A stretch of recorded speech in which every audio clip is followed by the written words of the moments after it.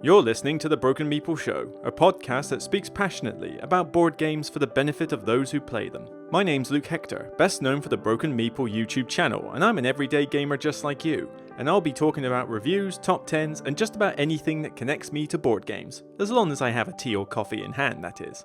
So grab a cup, relax, and enjoy. And remember, it's only a game.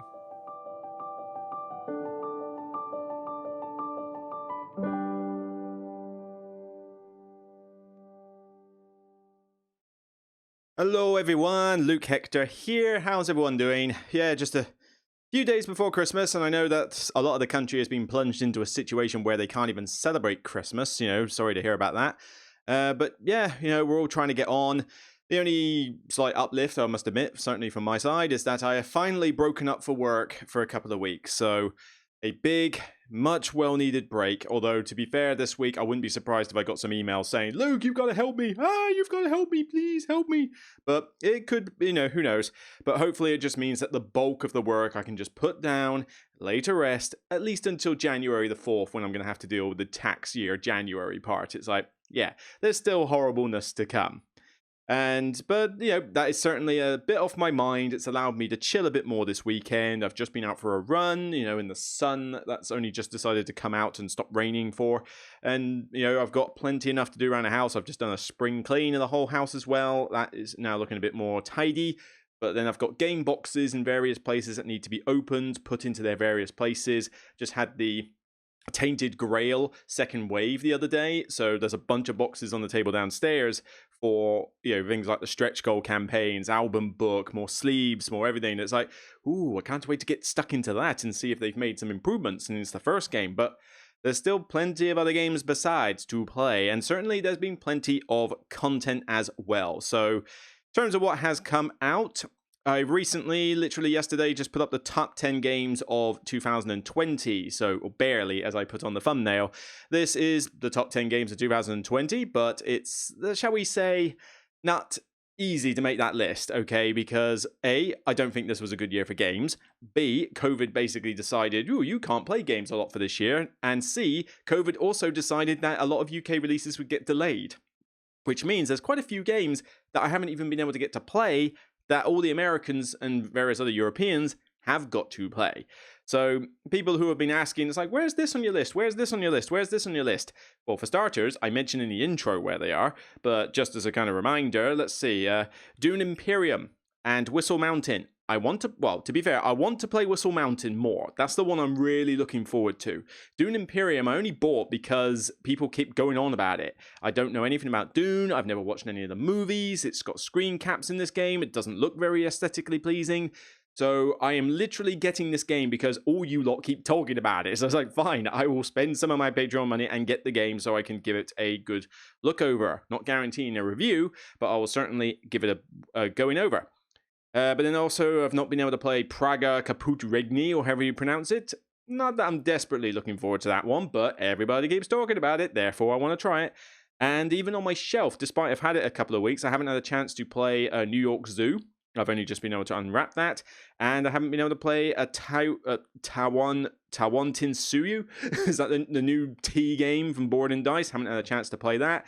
So there were a few, Honey Buzz, that's another one, I want to play that, not released yet. So there's a lot of games in the UK that a lot of games that aren't in the UK yet, which could be in my top 10 games of 2020 next time. Who knows? This is why I do retrospective lists, and you'll certainly be getting another one of those lists in the next few days, I hope. I hope that the last upload I'll do, well, I'll get onto that in a minute. But basically, yes, you are going to get a 2019 retrospective top 10 list, just like I've done for previous years. So a year later, I look back on the last year and decide, have my taste changed? What games have I played since then that were from that year? Is my top 10 any different? I'm obviously going to do one of those for 2020, although it may be sooner than a year later, because with the amount of games that were unreleased, it may be that maybe only halfway during 21, I go back and do the retrospective list. So we'll have to see. But just bear that in mind with my top 10, although 4,500 views within 16 hours, that's pretty good going for one of my videos anyway. I know some people can do it within 10 minutes, but still,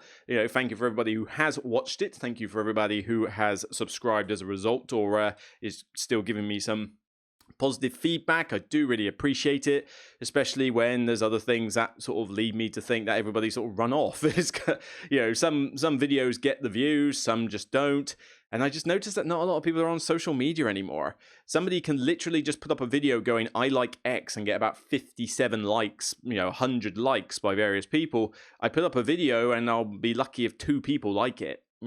I feel that people have sort of blacklisted me on social media, it seems, just because I've put up some video content. I still put up other content. I still put up pictures of when I played games, and I still comment on other people, but who knows? I don't know. This is the way of social media. But thank you to everybody who has stuck with me. I do really, really appreciate it. Whether you're a Patreon or just a subscriber, or even if you're not a subscriber and you're just somebody who watches the video and enjoys it and shares it on social media, by all means, love you all. But on top of that, you've also got the Kingdom Rush board game review. I did that a few days ago, the Masochist difficulty setting game. Haloto was about a week ago. So was my controversial F for Fields review, where I talk about the problems that it had. More on that a bit later. But that got a fair few views, I'll admit. 5,500 views in the week. That's not bad. It's not bad at all. And even the last podcast I did, the Mini Cull of Games, actually got a lot more feedback than I thought. The Mini Cull of Games. Apparently you lot like hearing about people getting rid of games. So maybe I'll try to do more of those in the future, whether on the podcast or single vids, we'll see. I mean, technically I was already doing that, the whole movers and shakers thing, but it was difficult to do any of those videos whilst I was having to deal with Essen releases. So time has just been a commodity I've been short of, particularly with work crunching me to the bone for the last several months. Yeah, the COVID really hit our job pretty hard in terms of workload, and we've got January to come yet, but we've 2 new people starting. Hopefully we'll be in a position to recover a bit, and maybe I can get on with work without heading for a nervous breakdown. I mean, even for my channel, I thought like, okay, I need to take a break, and that is something I think I'll touch on first after a sip of my coffee. Basically, I am going to take a break for Christmas. For content. I just haven't really set any firm dates, basically, because I want to do the top 10 of 2019 retrospective before Christmas. So I want to get that out in, I say, Tuesday, Wednesday. I'd like to upload it. That'd be pretty good. I was going to do how I rate my games, so the rating system I use on my videos. I want to go into detail explaining that because I mentioned it to Board Game Ramblings, and then within about a few days, they put a list out. So it's like, hang on, you weren't supposed to beat me to the punch. but I was just joking around. But yeah, I'm definitely going to do that video myself. I was going to do it pre-Christmas. I don't think I'll have time. So I think I will save that for a January video. But there will be a live stream tomorrow. Q&A is, I'm not sure it's on here. Is that in the cards? Probably can't see it on here, but it is coming. So there is a live Q&A tomorrow, 8 p.m. British Standard Time. Hopefully that's convenient for the rest of you in other time zones. But yep, usual deal. I say it's a Q&A. I mean, you can ask me questions, but you literally can just hear me chat. Or just chat about anything. Chat to each other in the comments. Chat to in the live chat. Talk to me. Give me some random questions, whatever. The Patreons are welcome to give me some questions I can do ahead of time. Otherwise, I will read through the live chat and just talk to you. I like doing them. They don't tend to get a huge amount of views, I'll admit. I mean, November one, 577. The October one, 639. The one before that. What was the one before that? Where are you? I know I did one in September. There was one in September. I'm pretty certain there was, even with the top 100. Yeah, September, 715. I mean, they don't tend to get a huge amount of views, but I enjoy doing them.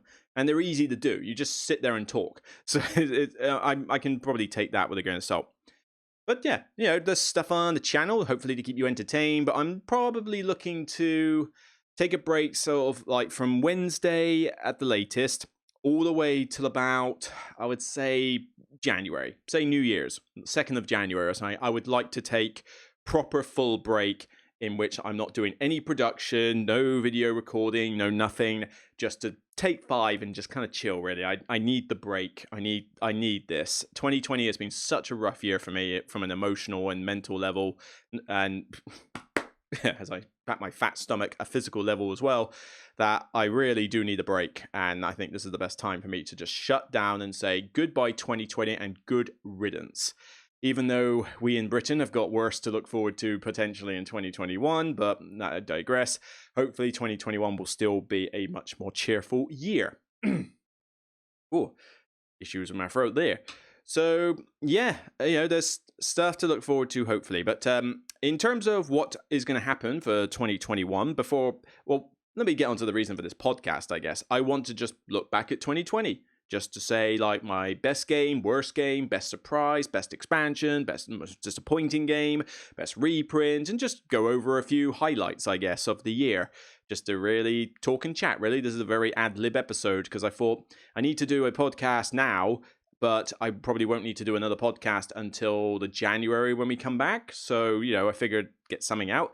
But I also wanted to just mention what I'm doing for 2021. I've got some plans for the channel, and we're not talking a huge change or anything like that. It's not like season 6 or anything. This is still season 5 technically. Still the same format, and now I'm just making a few changes to what content I do. So first up, there will be no more of these. Where are they? I will be stopping forever. Where are they? These. The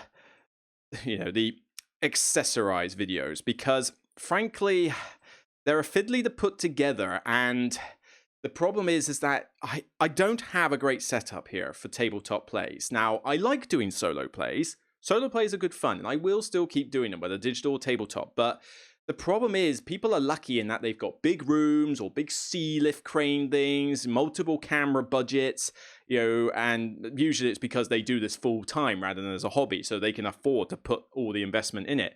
But on top of that, they usually have cameras from the ceiling mounted so that they can view the tabletop in like 4K vision. I have to basically get a crane like this and what the webcam is on and put my mobile phone on it. That's literally all I can do, and it has to clamp to this stand that my laptop's on because there's no room on the table to clamp the thing to. So it makes it very fiddly to get them set up. And on top of that, because it's attached to a clamp on a desktop stand that's on the table, all I have to do is shake this table, which has some, somewhat fiddly screw legs, I must admit, which is already kind of a bit of a shaky table, well, Geekerson, where were you on that one? You'd see the camera shake. So I don't mind doing it for a solo play in that because people do enjoy them, even though I must admit, people do enjoy them, but they don't get the views either. But I enjoy playing a game solo. But the accessorized are just not worth it. They just don't get the views. They're too specific. And, it was nice of eRaptor to send me stuff. It was nice of eRaptor sent me a lot of inserts over time. And it was good to go through those. And it was very good for Lizard Den to supply me with a bunch of playmats. Where's that Lizard Den one? I know I did that one fairly recently. There you go. Yeah, the accessorized Lizard Den playmats. So thank you to them for sending me a bunch of those. I went through them in this video, so be sure to check it out and just have a look at them. Maybe acquire one yourself. I've still got them in the other room, actually, all these mats. They're really, really cool. But they're just not worth it. I mean, there's 500 views for that, barely a couple hundred views for some of these. They just don't get the views. And for the time it takes to do them, it's not worth it. I need to condense my channel into something that I know people want to see. And it's just clear that people don't really want to see those. So there will be no more accessorized videos. That is now officially gone. So what's going to take its place? Well, not too much, really, because I need to condense the channel a bit so I can actually keep up. Even though January, February, March are like completely bereft of anything, it's still, there's still stuff to do. But what I want to do is I want to do more top 10s. Top 10s, I keep saying I'm going to do more top 10s, and it's always a bit of a break. I now need to really hone down and get top 10s out on a regular basis because you like them. I mean, 4.5 for 2020, and it's not even been half a day yet. Half a day, and it's like 4,000 plus views. Top 10 low complexity, high def games 2 that I did. 19,000 views in a month. I mean, I know some people can do that again in a week, but for me to be able to get that kind of threshold is insane. Considering my most watched video is like a 55,000 view video that I did 2 years ago, which was the one before that, it's nice to have that kind of recognition for it. And what's the other top 10s have done? Let's have a look. Top 10 Ticket to Ride maps. That was a bit weird. That one only got 2,500 views. I expected more people to like that one. Maybe people just aren't that fussed about Ticket to Ride right now. Who knows? But before then, the top 100, and the top 100 got a fair amount of views, 5.5, and it kind of varied, although I was a bit disappointed with the amount of views that the top 30 got when I had to do live stream versions. I mean, I can understand that people maybe weren't as big a fan of the live stream format. It worked for me, but I guess it just didn't work for a lot of you out there. But next year, I'm just going to have to figure out what to do with the top 100. I'm going to have to try and break it into maybe less videos so it doesn't take up so much of my time to do them. Or maybe just do a top 50, not a top 100. Maybe just do 5 videos. That might be easier. Who knows? I'd be appreciative of some thoughts on that one and some opinions. But other top 10s that I did, what did we have? Come on, there was a gap before I did the top 10. I must admit, this was the problem. Not doing a top 10 in ages. Yeah, shelf by shelf. I think top 10s just took a massive break because I was putting out other content. And as much as people, the shelf by shelf was fantastic. Yeah, there's not a lot of views for each, 1.5, 1.5, 1.5. But yeah, barely any views, but people were very appreciative of the shelf by shelf video series. And that was hard work. To do 50 videos about my shelf collection. It was an experience to do that. But despite the low amount of views, people were interested to see my collection, and I got a lot of feedback from that despite the low view count. So thank you for those who have looked at that series and taken something from it. I don't expect another one to be done, but at least not in the near future. But yeah, there's another top 10. Top 10 games that escaped me. 4,500 views 6 months ago. Not as many views as I would like, but, it happened. Top 10 deck builders, again, 4,500 views. I just can't get the views. It's a thing. And this is something about 2020 that has kind of hit me a little bit. Some of you are very supportive, honestly. I get people occasionally message me out of the blue saying, your channel's cool, you're getting stuff done, we watch your videos and that. And honestly, I cannot say in words how much I love getting those now and again. Just out of the blue, I could be having a bad day and then I read a comment like that or a BGG thread message that just said, just to say thanks for what you do and that. Honestly, it fills me with such joy. Problem is, the mass figures don't necessarily support as much as I'm getting from that. And whereas there are channels out there at the moment that are just getting views left, right, and center for doing the same stuff that I'm doing. And, it kind of hits me because it's not that I should be envious of those channels. I love the fact that they're doing well. If they worked hard and they've done their channel and they do a good job, then by all means, go check out their content and I wish them all the success. But you've got to understand how it can hit me a little bit. Especially when there's like several channels out there that will say, I've hit this milestone, I've hit this milestone, and it's a milestone that I've hit as well, but they've done it within 12 months, and I did 5-6 years. What was different? And a lot of it is that I know we're definitely heading to a situation where we now have more diverse people on content creation, and obviously that's something we all want. We all want a much more diverse set of content creators. We want all over the world. We want different backgrounds. We want different ages. We want different ethnicities, different genders. We want all sorts of people to be doing content creation. And I guess as more of those are starting to come into the fray, they're gonna be more popular because it's what we wanted, So I'm just some random bloke in the middle of the UK talking about board games. I'm no different from any other person. But on top of that, maybe just the fact that, as much as being honest about the games is my shtick, it doesn't appeal to everybody. Some people are glad to have the honest opinion, but some are just happy to watch a video that says, I love this, love this, love this, love this, all hell, all praise be to this game. And that's not, I will praise a game to the high heavens if I think it's like that, but if I have critical opinion of a game, I'm going to say it. I'm not going to, dress it up or sugarcoat it or anything. I'm going to say my thoughts. That's just the way it is. Deal with it. But I don't know, maybe 2021 will hold a different year. The subscriber count's still going up for the channel, but, the problem is you don't know whether that's people actually watching your show or bots these days. People can get so many more comments and that on other vids, and I sort of think, well, yes, I've got 11,500 subscribers, but is that 1,500 people out there actually watching, or is that 10,000 programmable bots that literally just scout out the internet and go give you views? It's impossible for me to tell. The analytics don't give me any clues. So it's, as I say, it sounds like I'm being like down on the channel. I still like what I do, and I'm still very appreciative of everybody who watches it, and I still like what I've done.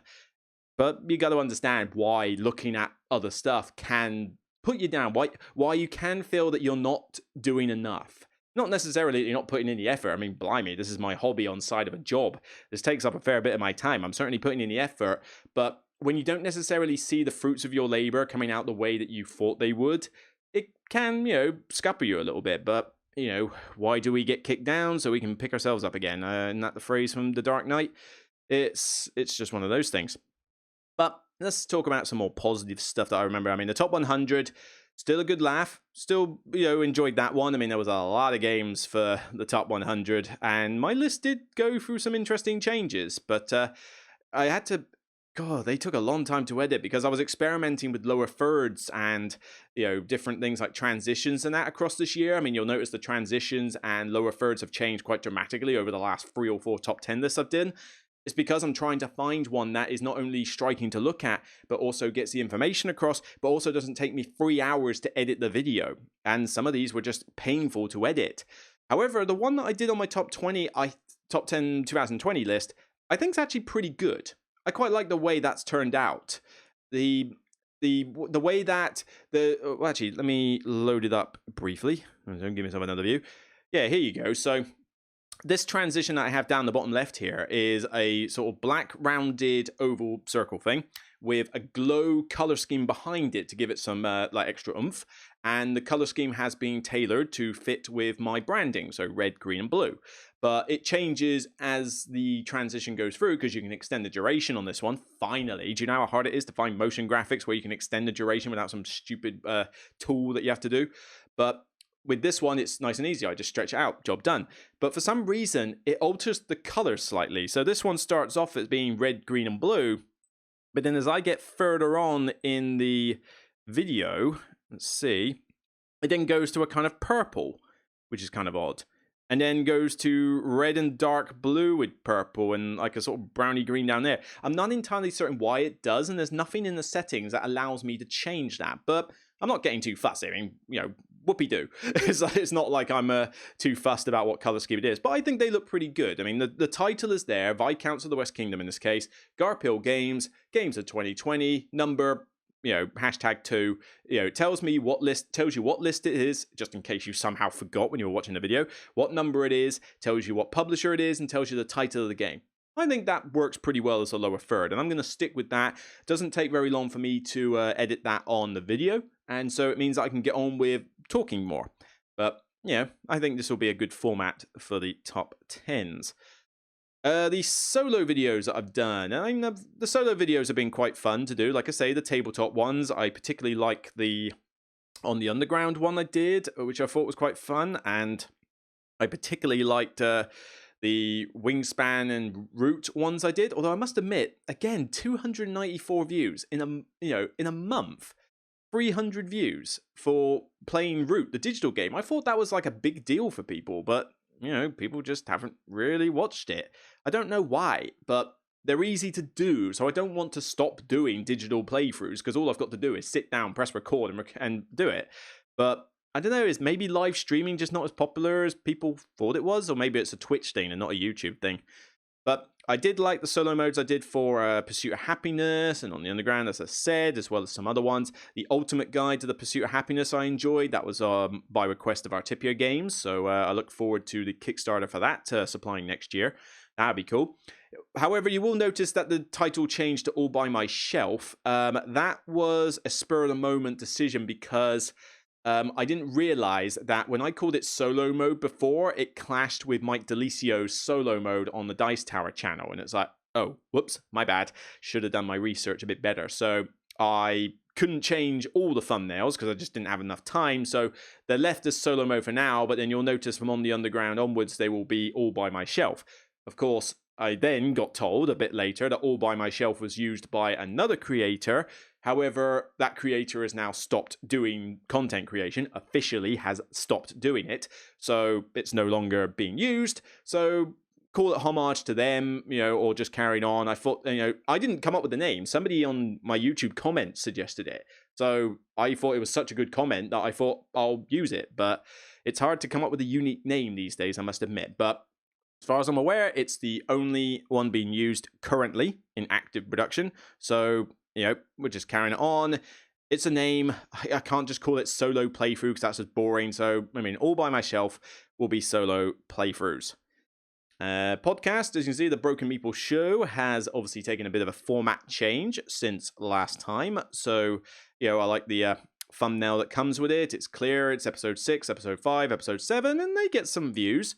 But with the podcast one like this, it's kind of difficult to measure views for this because it's all right saying, I only get a few hundred views on YouTube for these. But then it's also being broadcasted on Spotify and Apple and SoundCloud and other podcasting. So I don't know exactly how many views the podcast gets if I combine them all together. It's probably the most impossible analytic to realize. I have no idea if this podcast is popular or whether nobody watches it apart from like 5 people. There's no way for me to tell. The numbers just do not add up or make sense to me. So I just carry on doing it because it allows me to just basically sit in front of my laptop and talk, which is kind of something I like to do often. The live streams. Yes, I certainly got into live streaming. This is done with OBS. I'm now using Streamyard, and in 2021, I will be doing some more 2021 stuff with regards to Streamyard. I want to have people, other collaborators, other content creators on my show to talk about games, to compare games, to talk top 10s. Board Game Ramblings will probably be the first one I do. We are definitely, probably in January, going to do a top 10 list together where basically we take the mick out of each other's favorite games. So that should be a good laugh, where basically they rip on my games, I rip on their games, we have a good laugh. Bear in mind, people need to realize that we are actually good buddies in real life. We get on well, I love them both. They're such friendly people. When we meet up at Essen and other conventions to play games, they're, loving the bits. And, we just have a friendly rivalry in a sense. We're not trying to destroy each other or anything like that, but it's just quite amusing to do it because it gives you a lot of entertainment. Some of you have been crying for us to do a top 10 collaboration at some point, and believe me, I want to. Hence, half the reason I got StreamYard was to do this kind of thing. So you can look forward to that in the future, but I want to do more of them as well because they work. What else was on 2020? Let's see. The whole movement to support these creators. Yes, I basically said that, smaller content creators should get more of a break. So I did the promo videos where people basically... Oh, you might have got the sound there. Where basically I go through and say, look, come on, there's other channels here that you can look at. Board Game Ramblings there, Glory Hound, Neverboard Gaming, Bones Collector, Lovely Bloke, and blimey, what was going on with the video quality there? It was pretty dire in that one. I'm still getting used to some of this tech. This is the problem when you do things as a hobby. You can't quite become that good in terms of quality. My camera is still HD. Yeah, my camera can't do 4K. But I don't know if I need to really upgrade to a 4K camera considering YouTube only broadcasts in HD. What do you do, really? But yeah, there's plenty of other content creators out there, and I feel sorry that, I feel bad when I don't get a lot of views, but then there's a lot of those smaller content creators out there who get way less views, barely have a few hundred subscribers. And I basically started the thing to say, look, come on, about the big lot, but not all the big creators are amazing. Some I watch, some I don't watch.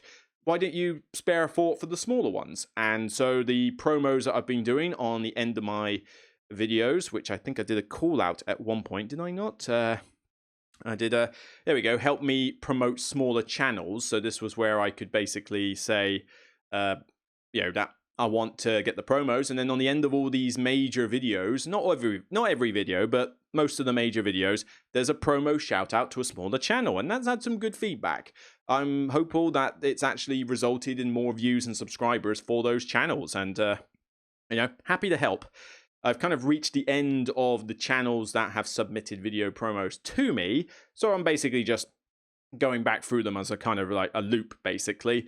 But they will continue. There's no problem with me just recycling the footage, and unless somebody gives me a new promo video for their channel, in which case, great, I'll stick that on. But yeah, it's just good to show some support and know that, at least I do care about every collaborator out there and not just the big four, shall we say.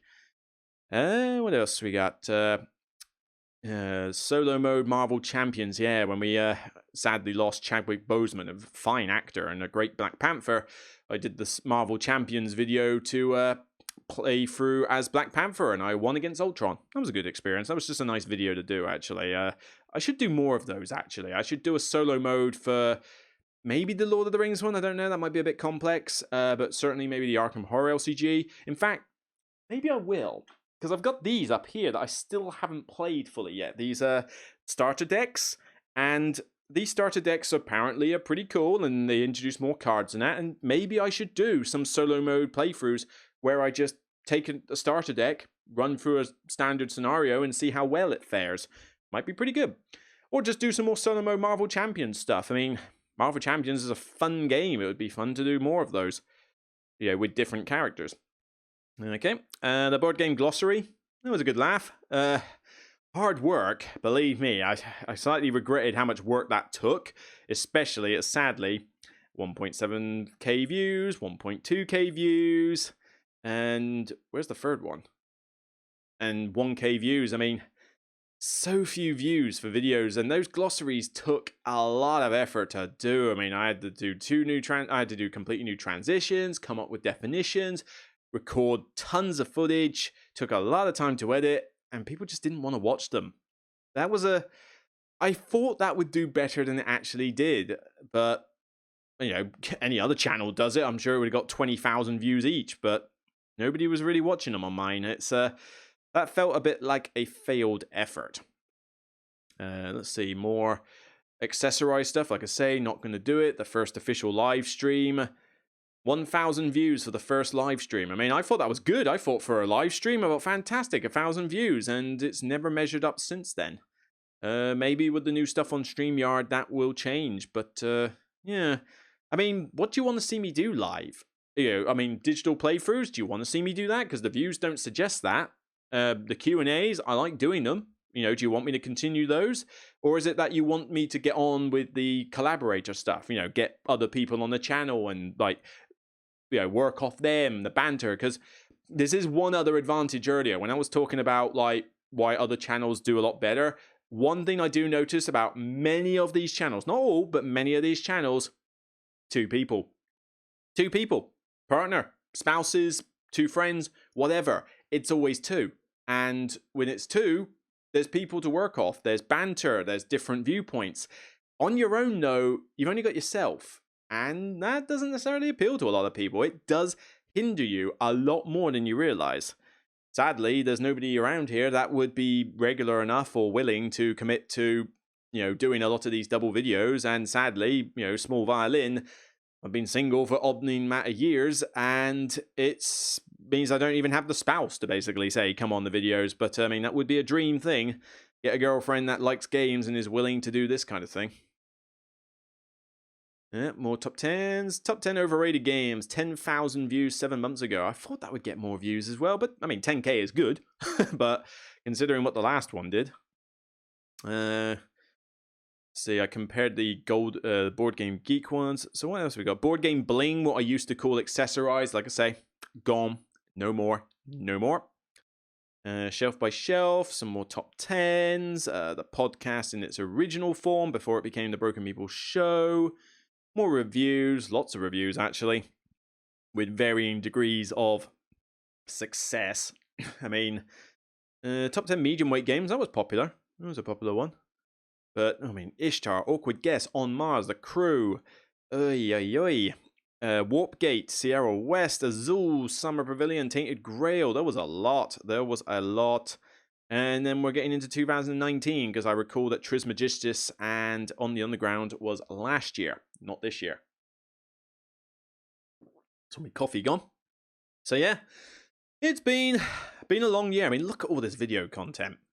Very much, like I say, I don't get the views for it, but I still like doing it, and there's still a lot of videos. But for someone who, I gotta feel a little bit proud of myself for the fact that I managed to put out all this video content, and it's my hobby. You know, the fact that I don't do this as a full-time job and yet put out all this content.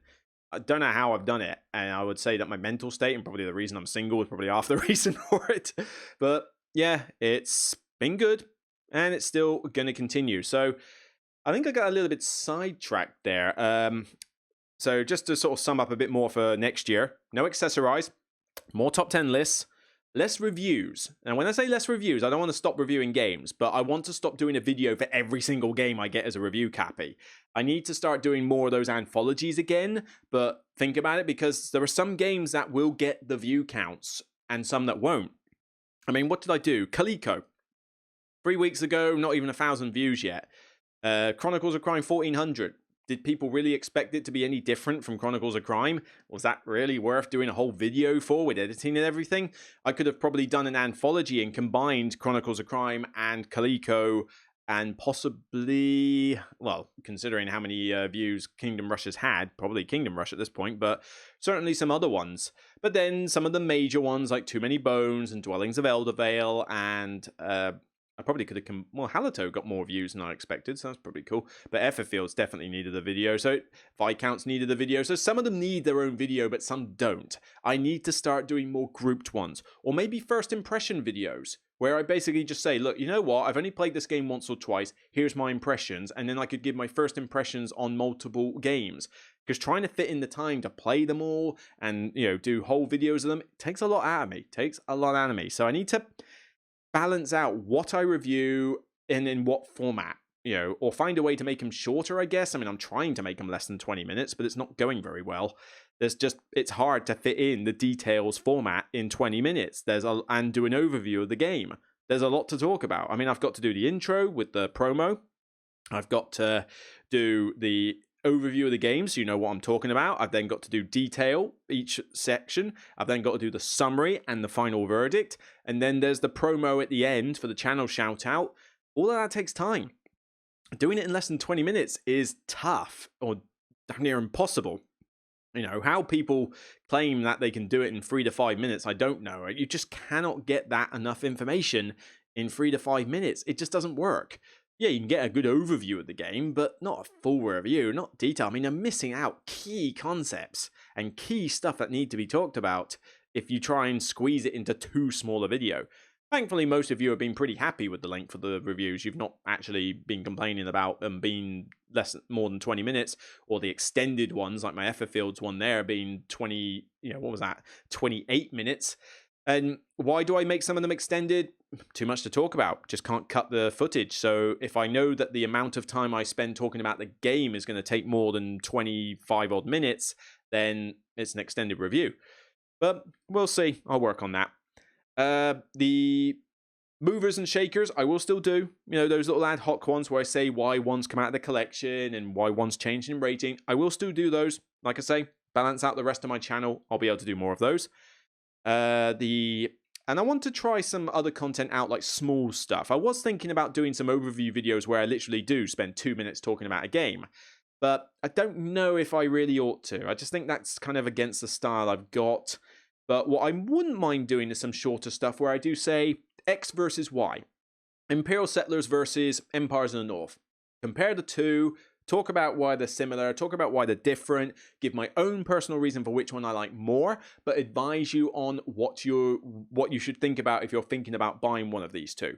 That might be quite cool, and I could probably do a video like that in about 5 odd minutes, where mainly you'll just see images of the game in question rather than just me talking at the screen. On top of that, the overview videos were a consideration, but I just don't know if I'd have the time to do loads of these overview videos. And even then, what format, what length? I've got to be careful not to try and replace the content I'm getting rid of with more content that I can't fit in.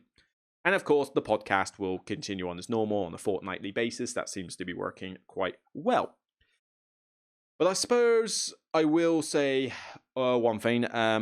Actually, No, I'm going to save it for the end of the video. I'll save it for the end of the video. Call it a New Year's resolution of mine. Let's actually get on with some of the other content in this video, because I think I've just spent, I've spent 40 minutes rabbiting on about that. I should go on to the other content. So this is going to be quite a long podcast. Hope you're happy, guys. Well, I'm sure you're happy.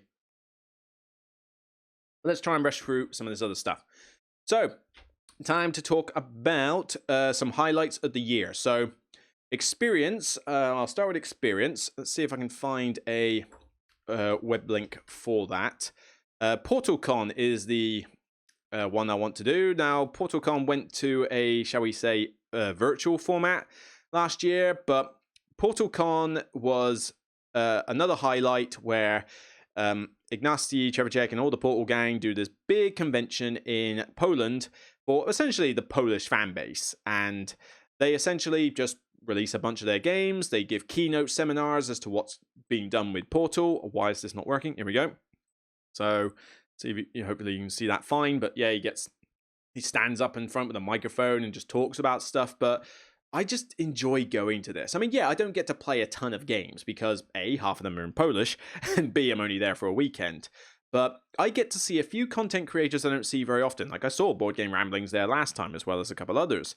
But I get to see the Portal gang again. I mean, Ignacy is such a lovely bloke. So's his wife. So's Joanna, who also does some design work there. So's a lot of the Portal gang that are in Poland. And the Polish are just nice in general. I mean, I'm not pandering to the Polish here. Genuinely, you're just very friendly people. I've worked with Polish. I've played games with Polish. I've gone to Poland. You just seem to get a good reception. They just seem to be nice people. And going to PortalCon January this year was great. I mean, I just got to experience the country again, and all -6 degrees of it. Blimey, it was cold. But I got some interesting stuff as to what was going on through Portal. We did play some games together as a group, like me and the other content creators. And I remember that I was buying food left, right, and center because obviously going to Poland compared to the pound was cheap, like lovely and cheap. But it's lovely. Just get to order all the food, get to order all the drink. And I remember we went to a brewery outside of their last venue. I can't remember. The venue, I think, was a football stadium, like some of the thing rooms. And with that, there was a brewery next door to it. And I'm trying to remember. I wish I could find a better picture for the PortalCon thing. But the problem is there's only the PortalCon online one. And I don't have my own photos for it. But there was a brewery by it, and it made a big deal about doing beer with honey. And I don't normally drink beer a lot, but I do. I'm starting to get more into it now. But I usually drink beer when I'm abroad. Because A, you haven't heard of cider, and B, your European beer tastes better than British beer. I'm sorry, but it just does. And there was this place that did honey-infused beer. So they made it a big deal that was one of their ingredients. Very nice beer. Very nice beer. Some of the best I've had. But there was a big pint-dimpled glass, and they served it it was honey mulled beer in a dimpled pint glass. I didn't even know you could do mulled beer. You do wine, and you can do cider. I didn't think you could do it with beer. So I ordered one. It was a full-on pint of the things, like full-on dimpled pint glass, like full-on thing of mulled beer, and it was gorgeous. I thought, this is great. And it was, like a couple of quid or something. I mean, bear in mind, this was like the conversion rate. Oh, that was such a nice one. And we had good food there as well. It was just really cool. Sadly, PortalCon, I'm sure, will be an online affair for 2021. Thank you, COVID. But I look forward to going back to Poland. It was great fun. I like it. It's just a nice weekend break, particularly as it's in the middle of January, which is my worst working part of the year. So, yeah, that was probably my favorite experience. So let's actually talk about some games. All right, let's talk about games. So I'm not going to say, in fact, because this podcast is taking a while, I'm not going to say my best game of the year. If you want to know my best game of the year, you're going to have to check out my top 10 list and find out. But suffice to say, it was one that I really liked. But let's talk about, let's say, best surprise. Best surprise is Search for Planet X. Search for Planet X. This game came out of nowhere. I gave it an 8 out of 10. I think it's a great game. Not quite distinction level because I don't think it's any point playing it multiplayer.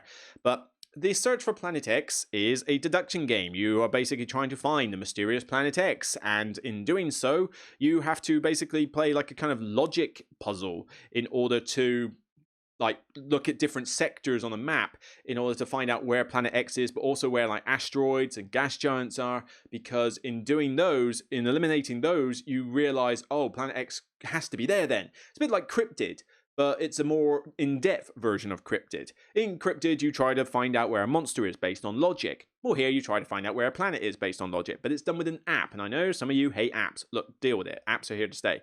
But you key in what you're going to do, so I'm going to look in sectors 4 to 7 for an asteroid. Tells you if there's an asteroid there. I'm going to search specifically in sector 8. Tell me what's there. There's a gas giant there. Okay, that tells me that the other gas giant must be over there, which means the asteroid can't be here because I did some research earlier, and that means the gas giant can't be next to an asteroid. So what's there then? And you make all this deduction and stuff going on, and the reason I say it's not great with multiplayer is because there's not a lot of interaction. You do these little theories where basically you say, I reckon I know what's in Sector 7, and there's a slight race to beat other players to it. But other than that, there's no reason for the other players to be there. So what you do is that you go to the official website for the game and download the solo rules for it, where you have a bot in the app that you can play against that figures things out at a certain rate, and you've got to try and beat them in points. So obviously you're trying to figure it out before the bot eventually figures it out. It's a pretty neat little system, and that's how I like to play this game. It's just aesthetically, it's not the most pleasing game in the world, it must be said. I mean, the app is probably the nicest looking thing in it, but you've got a nice little word pad here to cross off where certain asteroids and bits are and what research you're doing. The screen tells you the logic rules, like where asteroids and things can be. This is just theories down. Not that particularly interesting, that aspect, but it's there. The movement works a bit like a Tokaido, where the person at the back with these pieces gets to do the next turn, and different actions require more time. It's neat, but again, don't really care about the multiplayer aspect. Alright. But yeah, this one just came out of the blue. Renegade have not been pushing it, nor Foxtrot. It just appeared. Suddenly a couple of people started talking about it. I never got a review copy, go figure. And it just appeared. And I thought, well, let's try it. And it surprised me enough to end up on my shelf. So yeah, definitely try and give this one a look if you're a fan of deduction games. So, next up, let's go to a negative one. Let's go to disappointment. Yep. Those of you who watch my videos know what my biggest disappointment is. Look at that, 5 out of 10. Efferfields. Efferfields was a... that hurt to do that review. It really did. Because there's a lot of good stuff in Efferfields. It looks gorgeous. It's got great miniatures. And some of the dreams and some of the story stuff you do is brilliant. The problem is that this game has one of the most infuriating rulebooks I've had to trawl through. It's a nightmare to try and learn this game. I'm still not convinced I got all the rules right. But it also has a horrible sense of padding and grind. Tainted Grail had a similar thing. Where's my Tainted Grail? It's down there. But I could house rule one thing in Tainted Grail, and the grind's near enough gone.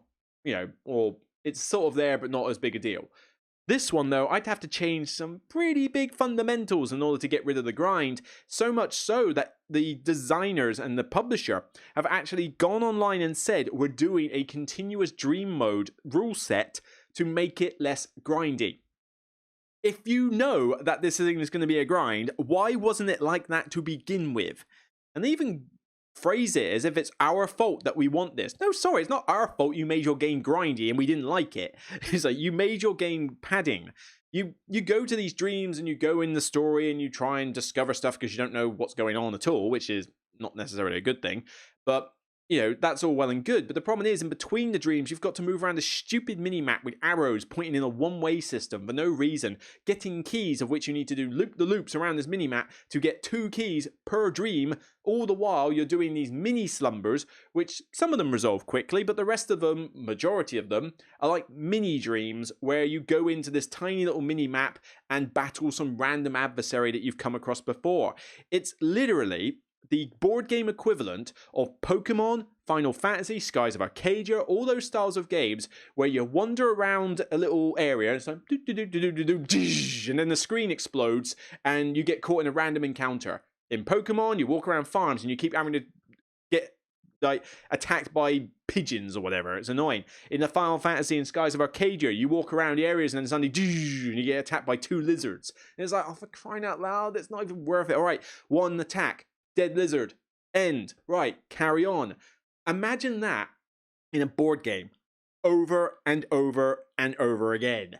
It really soured my experience. So much so that my copy has been reset. I could sell that copy now and it would be brand new for someone else. Like, nothing's been drawn on or anything. But I don't want to sell it because I want to see what this continuous dream mode is like. Maybe it will be great. I don't know, but I'm definitely going to give it another try. Another try, I will. I will give it a fair try when that continuous rule set comes out and see if it fixes the game for me. But then there's Wave 2 content coming out next year, which I also need to wait for. So maybe that will help. But the game looked gorgeous. It had great artwork. It, had a good kind of card-based system in it. The miniatures were absolutely amazing. I mean, this is the unpainted versions. I've got sun-drop versions, and they just look great. The dreams themselves had a mix of, they weren't all perfect, I'll admit. Some of the dreams were a bit like, bleh, but some of them were very entertaining. There was just sometimes a bit too much trial and error for my liking. But, oh yeah, and it had one of the worst boards ever. This portrait board that had you essentially... That's not a world map. I don't know where that came from, but I mean, some of this is probably prototype stuff, I'm guessing. That's probably not helping. Oh, well, we'll leave it at that. But yeah, there was, like, the board was this giant portrait board, and it was a nightmare to be able to, like, reach across it to see what was going on the top end. It was just badly designed in some areas. So, big disappointment for me there. Okay, what do we got next? Let's go on to something nice. Let's go on to Best Expansion. Now, there was quite a few contenders for this, but I have to go all the way back to January for this, and I'm kind of surprised. I forgot this was a January release. I got mine early last year, but it was an official 2020 release, so it counts.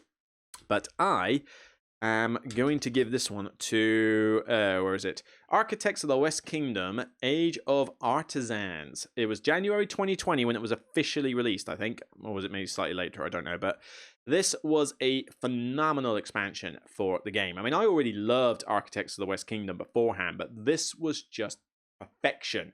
It did exactly what a good expansion should do. It introduced a new mechanic to make things a bit fresh, but it wasn't overly complex. I can teach the base game with this expansion, no problem. On top of that, it also balanced aspects of the base game, which I didn't think there were that many that needed fixing, but it balanced the main one that did, which was that if you had a lot of money, you didn't have a lot of things to do with it. Now you do. Now you've got these cards with the red banner and the yellow banner, the tools and the improvements, the properties. You can either use your meeples to get the tools to boost your apprentices with extra abilities. Fantastic, more customization. Or you could spend money to build the improvements on properties on buildings you've already made, and it gives you a bonus as well as extra victory points. But it used money, and that was a good thing.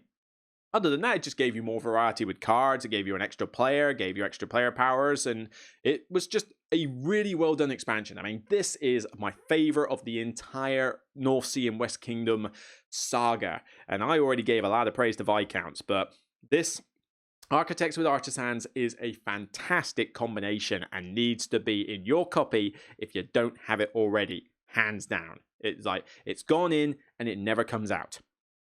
All right, let's go on to something. Let's see. Let's stick around for a good one. Let's stick around for a good one, and then we'll go on to my worst.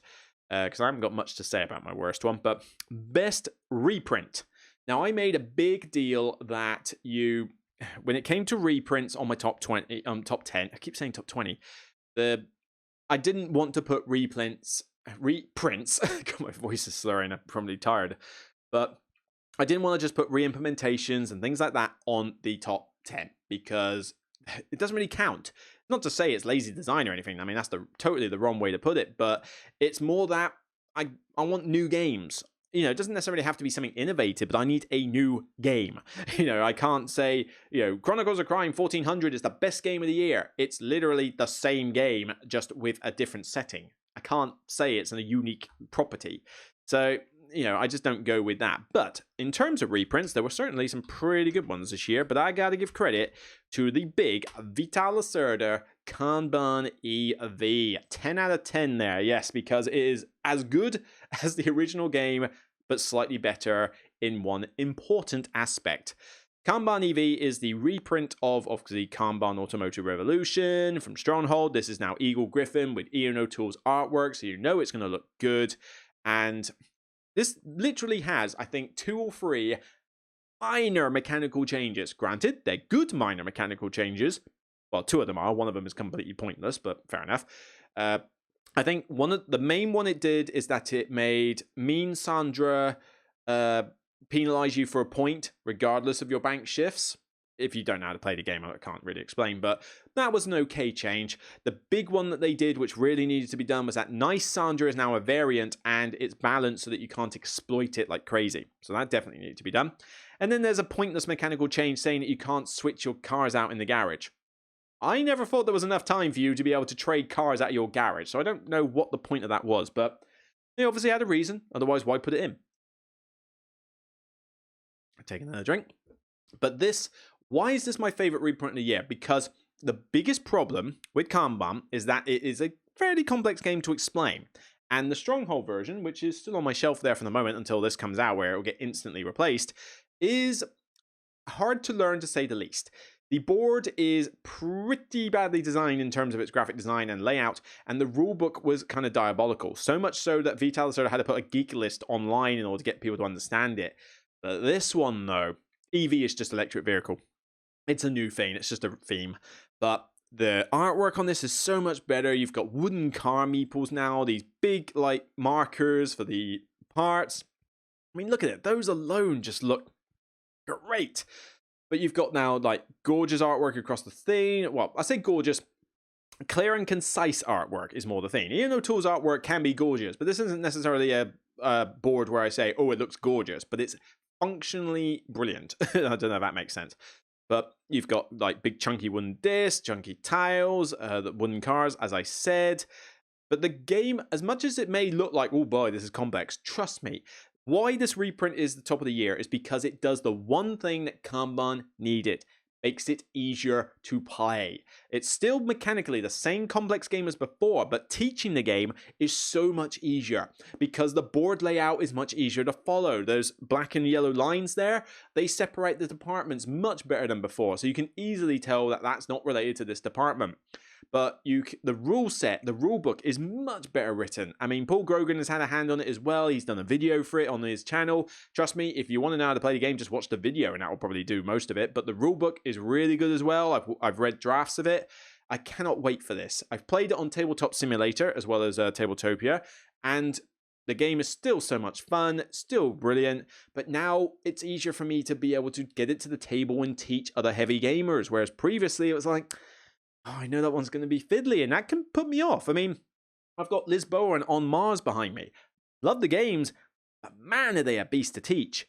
Vinyos is fine once I actually play it more often. I need to remember the rules. Gallerist in comparison, though, I love bringing that out. It's a sin for me to teach that one. It's well laid out, looks great, everything's intuitive, and it's got one of the best rule books for the Vital Lacerda lineup. So the fact that this one now allows me to do that means I can bring Kanban out, and I would say theme-wise, this is my favorite of the Lacerda games. Gallerist is currently my favorite Lacerda, but Kanban is the second place. With this, it's going to be a tough battle next year on the top 100, I can tell you that, but I love this game. This game is so much fun, and I know it looks like a lot of stuff there, and by all means, it's not a simple game, but trust me, if you're into heavy games, I feel I could teach this one to you a lot better now because of this design. And finally, we're going to go, before I wrap up this podcast, which has got to, how long has this podcast got to? 58 minutes. Oh, blimey, we are going to about an hour mark. Oh, well, call it a Christmas treat. The worst game I have played this year. Worst game. Mini Express, 3 out of 10. I got forced in, well, I didn't really get forced into it. I almost volunteered. I said, look, guys, I want to play a game with you because we don't get to play games that often, and the problem is I've got some friends who sort of play with a particular group of friends for certain games and then play with me occasionally for other games. But this time I sort of wanted to get us all together, and I thought, you know what? Teach me one of your little train games or whatever. And people kept going on about this one called Mini Express. 2020 release, I think it's come out, I'm not sure, or maybe the Kickstarter is not fulfilled, I'm not sure, but this is one I played in 2020, so I'm counting it. But I thought, whatever, 30 to 45 minutes, even if I don't like the game, it's only 30 to 45 minutes of my life.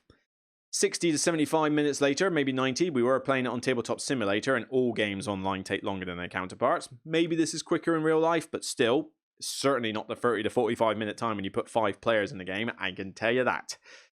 But it's still the same as every single boring, tedious, horrible 18xx game that there is. It's just the fact that they've condensed it down to a shorter time frame. Now, it's not all bad. It's aesthetically pretty pleasing. I mean, that's not a bad cover. You know it's an 18xx game, but that's not a bad cover to give it preps. And that map and board is very nice. I mean, that is pretty much what I give the main praise for this game for.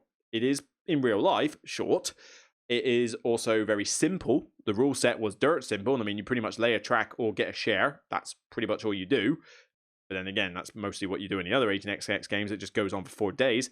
But I'll give credit that aesthetically, that is a beautiful looking board. You know, the mountains, the desert, that green forest land, the tracks, even the tracks look nice. Credit where it's due. With wooden meeple trains as well, this is a very well produced game for the price point. The problem is, it plays the same as every boring 18xx game. It's just laying down train tracks, getting shares, being a dick to everybody you know, and is that all the pictures, really? That's it? I thought there'd be a bit more, but no, there you go, some close-ups of the trains. But it's just basically connect to different cities, get a resource, get the shares, and yeah, I fall asleep playing it, and I was bored. It went on like twice as long as it should have done. I was done. I can't even remember if I did well or not. I think I might have come in somewhere in the middle. I don't think I was last, but I think I came in the middle. But what do I care? I mean, I just played it and just got bored. It's the same vein. I mean, I'll give it credit. It's shorter. If you're going to stick me into an 18xx game, I would much rather play this one than any of the other ones, because this one is the shortest one I've ever played. So at least the misery can end sooner. But yeah, I volunteered to join in this one, and I regretted my decision. But, I mean, good company, so I still enjoyed time with them. But, yeah, I had to hold back my opinions on this game by not ripping it a new one. But, yeah, I wasn't exactly expecting to like it, but I'll give credit where it's due. That's why it's a 3 out of 10. Has good aesthetics, and you know, not that aesthetics really mean much to any 18xx player, just look at all the other 18xx games, but it was also short and well produced. I had to give it some marks for that. But yeah, gameplay wise, boring. So boring. Boring trains. Trains are boring. But yeah, you know, I digress. So Mini Express, not for me. I'm not the right audience, clearly, but yeah, this was definitely the worst game I played this year. And not to make me angry. There wasn't really any game that made me physically angry, apart from aspects like, say, a crap rulebook and stuff like that. Pendulum came close, actually. I think Pendulum might have been the second to worst game I played this year, because that one was just a boring snorefest, but at least it had some aspects I liked about it. But yeah, that one was pretty nasty. This one I just found boring and tedious, and just like every 18xx game. But I don't think I played anything this year that made me physically angry, like some games can. So, you know, there certainly wasn't too bad. But yeah, there we go. So, 2020 in a nutshell. We are more than glad to say bye-bye to this crummy year. Not from a gaming perspective, I mean just from a general perspective. I think most people can agree that 2020 has kind of sucked. But for me, I look forward to a better 2021 in terms of games themselves. I think that there's some good stuff on the horizon. There's some stuff from 2020 I still got to get played, and I look forward to playing those games. But at the moment, there just really hasn't been a lot. I mean, like I say, that was the hardest top 10 of the year I had to do. Other years, been no problem. But that time, it really struggled. And I say, COVID's one of the big problems, because normally I would have gone to about 20 different conventions and played a ton of games and got the more copies and stuff, but this year just became a big issue. But like I say, I'll get some of those 2020 games played. I mean, Whistle Mountain and Dune Imperium are literally, I think, arriving tomorrow if Royal Mail keep their side of the bargain. So those two are going to get played. Taiwan Tinsuyu is going to get played at some point. And I've even got, what have I got here? Oh yeah, the Court of Miracles. I've heard some positive buzz on that. Again, can't play it solo and haven't been able to play it as a group. So that one will have to wait until 2021 before I can comment on that one. Although that one will probably get a grouped review. I don't think that will get a single video to itself. But I probably want to give, maybe Dune Imperium will get a grouped video for it, because I don't know if I need to do a full review for that one. But I would like to do a full review for Whistle Mountain, because I'd like to try that one. And maybe Taiwan Tinsuyu will get grouped as well. We'll see.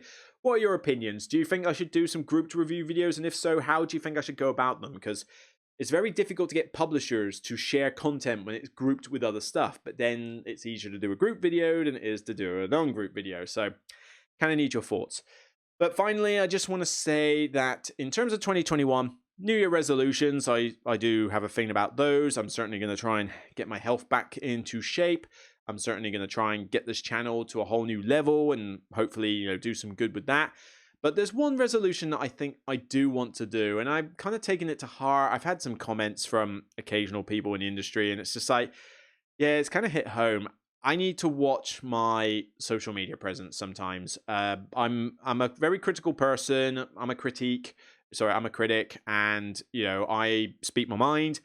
But sometimes I just need, and this year has been rough on me mentally. So maybe I've taken it out on social media a bit too much. And what I'm going to try and do is not distance myself from social media, but just try and, I'm still going to post videos on it. I'm still going to post gameplay and still post critical thoughts on social media. But I'm going to be less negative. Less negative in terms of somebody talks praise about a game, rather than jump into the comments and say, this is why I hate it. Maybe just leave them to it. Just let them enjoy it. Let them have the time. It's not doing them any good for me to sort of go there. And it's not doing me much good either. If anything, it just paints a negative picture. Now, there's a difference if somebody goes on a post and says, tell me if you like it or not. If they specifically ask for both sides of the coin, that's fair game. But if somebody literally just says, I love this game, they've put up a picture and just said, I'm enjoying this with my wife, like somebody goes on, me and the wife have just had a fantastic game of Brass or Great Western Trail or Concordia. Look at it. I'm just going to stay away. Keep stum, Homer Simpson backing away into the hedge, and just leave them to it. You know what? I feel there's enough negativity in the world right now. I don't necessarily need to be the person making it worse. But that's not to say I'm not going to be critical of stuff. Believe me, if I'm in a video doing a review and I get a bad game, I'm going to be negative about it. It's going to happen. So that's not going to change. The reason you hopefully watch half of this channel is not going to change. This is more just from a social aspect on social media, Twitter, the Facebook groups, that kind of thing. I'm just going to try and hold back a bit. When you've got people from other content creators sort of going, love what you do, and you're a nice guy, but maybe just tone down one or two things, I kind of have to sort of sit back and go, yeah, maybe you're right. And this year has been bad. Maybe I've just been taking it so hard with the COVID and isolation that I've just kind of lashed out a bit too much at whatever avenues I can. Maybe I just need to find a better way to give myself some stress relief, or maybe I just need to take 5 and just sort of go, you know what? Have a nice cup of chamomile tea, put a game out, and just chill. Just chill. Don't bring it onto social media. So I'll just say that, if I've come across as negative on social media at all this year, or if I, insulted anybody or anything like that, I had no intention to, but if I did it inadvertently, then I'm sorry. I'm sorry. And I will do better for 2021. Call that my top New Year's resolution for you. So on that solemn note, let's wrap this up. So as I say, I'm going to take a break after I've done the live stream and the 2019 list. I hope you guys enjoy it. I hope you'll join me on the stream and lend me some of your thoughts from this podcast. Give me your viewpoints. It's tomorrow night. If you want to answer some of the questions I've asked on this podcast during that stream, that'd be appreciative. I'd love you to turn up and just fill me with questions. Just come at me with questions. I would love to answer them and talk to you. I appreciate everybody who has supported this channel for 2020. Patreons, subscribers, general public, whatever. Love you all very much. And I do mean that sincerely.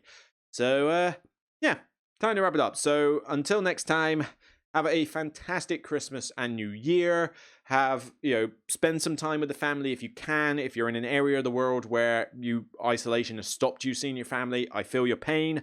I hope that you'll be able to make it up somehow, spend time with your own family, or see them on FaceTime or whatever. Like I say, try and enjoy this Christmas as much as possible.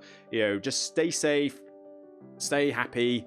If you're a content creator, I definitely advise taking a break as well. I know that you put out good content, but everybody needs a break. Maybe now's the time for us to kind of reset and just say, you know what, put this behind us. Let's look forward, and hopefully the future is brighter than the last year has been. So without further ado, I'll see you soon, guys. Take care. Remember, it's only a game, and Merry Christmas.